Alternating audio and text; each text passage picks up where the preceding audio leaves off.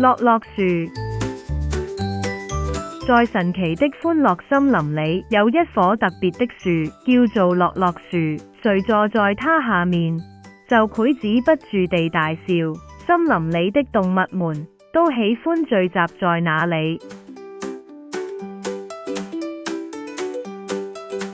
講最搞笑的故事和笑話。有一天，一隻從未笑過的嚴肅熊布魯諾走進了歡樂森林。他很好奇這棵樂樂樹究竟有什麼特別。布魯諾皺着眉頭坐在樹下等待。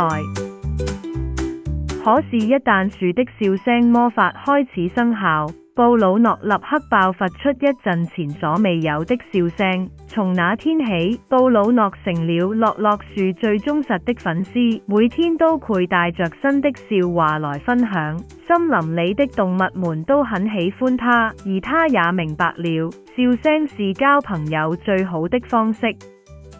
寓意：笑聲是兩位朋友之間最短的距離。